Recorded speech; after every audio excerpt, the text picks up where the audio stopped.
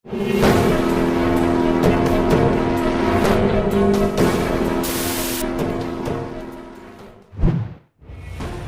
semuanya, di dunia ini kita hidup secara berdampingan dengan makhluk-makhluk astral lainnya kan guys. Di sini kita akan berbicara tentang kerajaan goib nih guys, yang terletak di Paloh, Kabupaten Sambas, Kalimantan Barat, yang disebut dengan bangsa Bunian. Cerita tentang kehidupan bangsa ini bukan isapan jempol untuk masyarakat Kalimantan Barat pada umumnya, khususnya masyarakat Kabupaten Sambas. Sangat amat yakin mereka adalah realita, bukan mitos belaka.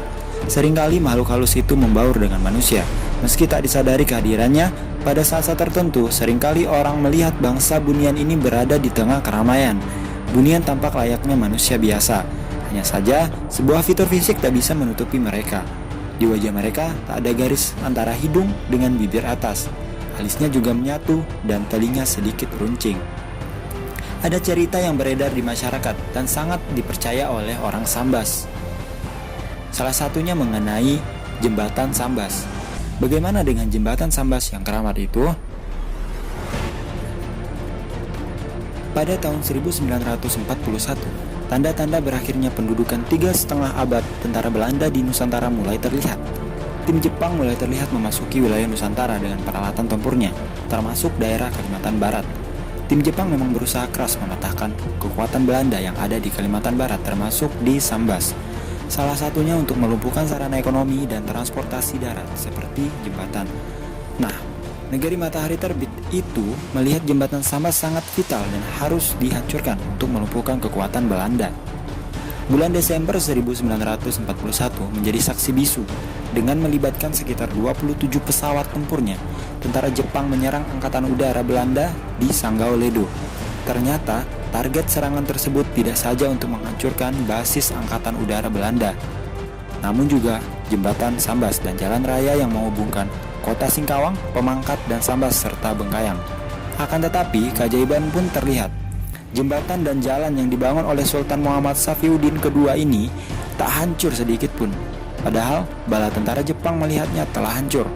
Tak hanya itu, muntahan peluru dan bom bak hujat lebat itu menerjang apa yang ada di bawahnya.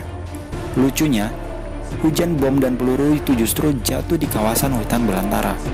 Padahal sebelumnya, tentara Jepang melihat daerah yang berada di bawahnya itu merupakan kota yang sangat ramai dan megah. Menurut keterangan, itulah istana dari pemerintahan Bunian yang terletak di Paloh. Tentu saja harapan Jepang meluluhlantahkan daerah Sambas tidak tercapai, sebab lokasi yang dibom tersebut tiada lain hanyalah hutan belantara saja. Karena pengecohan ini, pemerintah Sambas yang menjadi target sasaran penyerangan tetap berdiri dengan megahnya. Sudah barang tentu Sultan Muhammad Mulia Ibrahim Safiuddin, Raja ke-15 Kerajaan Sambas, dan seluruh kawalannya aman dan selamat dari serangan itu. Dan sampai sekarang, jembatan kokoh penghubung kota Sambas dan kota lainnya di Kalimantan Barat tetap berdiri. Ia menjadi saksi bisu sejarah Kerajaan Sambas. Orang-orang Bunian akan selalu menjaga Sambas untuk selamanya.